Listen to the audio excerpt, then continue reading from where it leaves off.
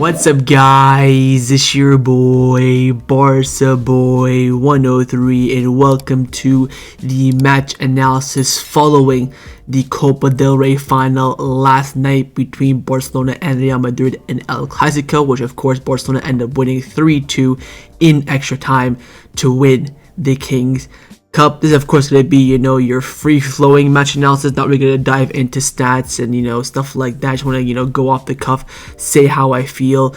And honestly, the feeling is over the moon. The feeling is relief. The feeling is finally. Of course, I don't know if some of you guys were there, but I was there when Ronaldo scored the header in the 110th minute and took the Copa del Rey from us, of course, stopping our treble. Still winning the double that season in the 2010-2011 season. And now, almost 15 years later, the revenge has arrived with Jules Kounde scoring late on extra time to win the Kings Cup. I had to wait 15 years to get my revenge, but it is here. Look, now before we get into this video is sponsored by Number One Foot. Number One Foot is by far the best replica jersey website on the market, and it's not even close. They have a variety of different items at the absolute best prices. They sent me 2 kits recently. First one is the retro Barcelona kit, the home kit, which I'm currently wearing right now, and also as well the second kit for that season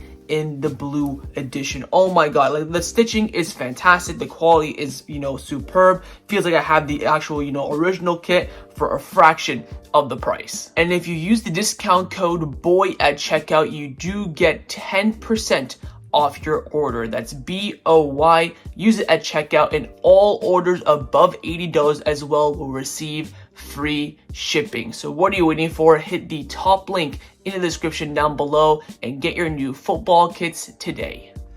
The big question coming off the back of this is the ultimate goal still in reach? And that is of course the treble. I've said this before, I'll say it again. I've done a lot of videos building up to this game, whether it be on Goals TV or on the channel. The only way I can see Barcelona not win the treble is us not winning the Copa del Rey final. Why? It's because I believe that Real Madrid are the only team that can stop us. Why? Because of the rivalry. Not because I think Real Madrid are better or anything like that, just because of the rivalry, the status it means. Of course, if we win the treble, who are we going to rub it into? Real Madrid and their fans. So I felt like they were the only team that could stop us. Of course, they could still stop us in the league. We'll talk about the league Clasico later on. But this was, of course, a massive step in the direction of winning the treble. We've already won a double this season. So for me, this season is already at the highest level of success. This season probably already is a 10 out of 10. Even if we capitulate the Champions League and La Liga, of course, it would suck a lot. But this season is probably still a 10 out of 10. Nobody would have thought at the start of the season us having won the double already by end of April, semi-final of the Champions League, 4-point lead in La Liga with everything in our own hands. Of course, Inter Milan play later on today against Roma in a big Serie A game. Of course, they won't play 120 minutes, but they still have a big game nonetheless. So we'll see fitness-wise how the team is midweek on Wednesday. But that Valladolid game next weekend is just looking like an absolute. But that Valladolid game next weekend is just looking like an absolute dead rubber right now with full rotation expected. Look, there's a lot of question marks coming out of this game. I would say mainly, firstly, is that half an hour performance in the second half where we were under the cosh. The only way Madrid can beat us this season is by, just playing long balls in the Jude Bellingham, hoping that Vinicius and Mbappe can beat us by pace and behind. And that's what they did, and they executed it very well. We conceded, of course, 2 set pieces, no open play goal, free kick and a corner kick. So that's what I think a little bit of a positive side as well, not conceding from open play. But Lamine Yamal said it perfectly after the game. He said that this season, Madrid just can't beat us no matter what. He was saying that on Barca TV, he said, I was speaking with Ronaldo before the game, saying that no matter what, if we can see 2 goals, 3 goals, 4 goals, does not matter. We always beat Madrid. We're just simply better than them this season. They cannot beat us this season. That, of course, is going to come into handy when we face them in El Clasico in just 2 weeks' time in the league game. But being 2-1 down in the 82nd minute and then coming back and winning this game in extra time 3-2, it just continues the storyline. I mean, I kind of felt like the treble was truly alive kind of when we beat Atletico Madrid in the semifinal, 1-0. I felt that moment, okay, we're in the final, league's in our hand, we have it easy on paper, of course, route to the Champions League final. Then we had that comeback against Celta. I'm thinking, oh my god, this is just like the trouble of dream kind of storyline. And the same thing happens here. I want to firstly as well give credit to the team and the players. Like I mentioned in my match review yesterday, they put 300% on the pitch. Even Flick talked about that in his post-match press conference. Madrid are in absolute disarray, so hopefully that will affect them going into the league Clasico, but they probably know now the way to beat Barcelona this season. That's of course sit back, keep it tight, try to win that midfield battle, flick on headers from Jude Bellingham to Mbappe, Vinicius, and hope everything goes well. Wait and see on Vinicius' injury. Of course, they go off the game injured. There's been no reports as of right now, but even the referee couldn't even help them. The referee last night, to be fair, I would probably say he favored way more Real Madrid than he did Barcelona. There were a lot of audios coming out from behind the scene TV outlets, I think like Movie Star and stuff like that, catching audios of players on the pitch, and Bellingham was yelling at the referee, F off, you're giving every 50-50 Barcelona. Well, I think it was the complete opposite. I mean, I think Tchouaméni, Modric, and Denis Ceballos easily could have all seen red cards in this game. There's a clear foul on Cubarsí for a penalty, clear foul on Ferran Torres for a penalty, all not given to Barcelona. And the Madrid are going to use this excuse, about referee this, referee that, where I definitely feel like I think the referee kept it neutral. I think some of his calls were poor, especially VAR being little to no. The only thing that VAR did in this game was the penalty in the 90th minute for Rafinha. And they were just, little to no involvement from them. But the referee's going to, of course, be in the spotlight still after this game, the way that he didn't handle well the Real Madrid antics in extra time. But this team is just moving absolutely mad. I think the only thing now that stops us, of course, because Real Madrid cannot no longer stop us. Well, I mean, they can stop us in the league, but we'll still have a 1-point advantage. I think the only thing that can stop us now is our own self. And what I mean by that is the fitness and fatigue. Of course, I think Ferran Torres came out after the game saying that we're absolutely knackered. I mean, we're barely being able to stand and celebrate. That's how tired we are. So it's going to be interesting to see how Flick does manage the squad going forward over the next few weeks. Again, we have a doubleheader against Inter, Valladolid, and then Real Madrid in the league, where you could probably just wrap up the season and secure everything at this point. In terms of the 120 minutes and how the players reacted, I think it was spot on.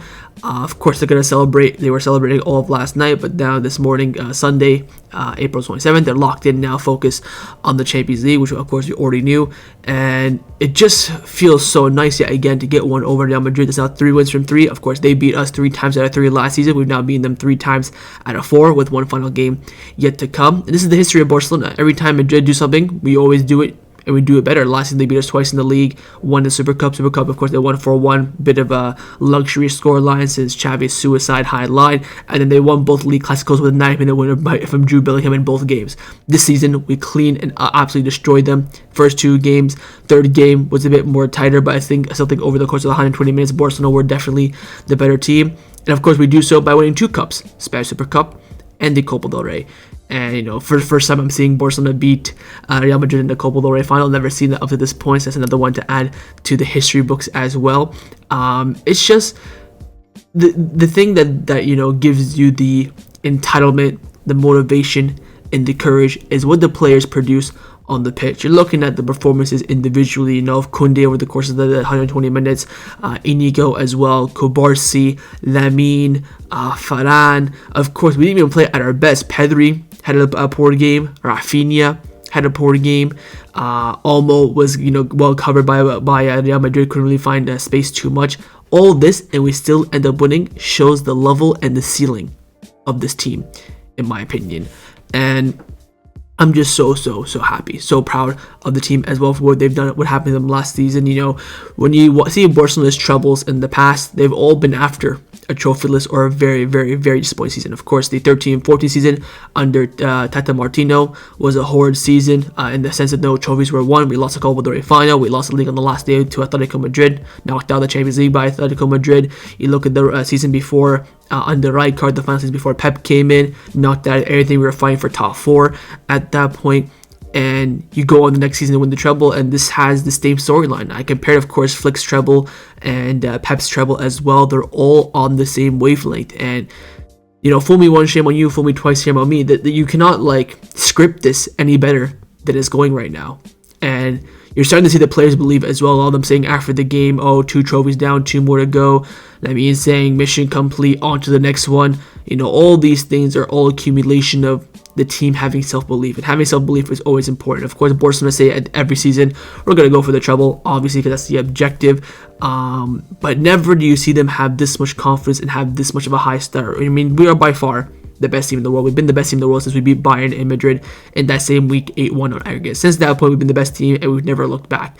And we've been performing, and we've been acting like the best team in the world. Again, undefeated, one loss in 2025, with, of course, the loss in the second leg to Dortmund. The players said that's one game we lose for the rest of the season. It would be this one, and they're showing it as well. You're seeing the team camaraderie, the unity.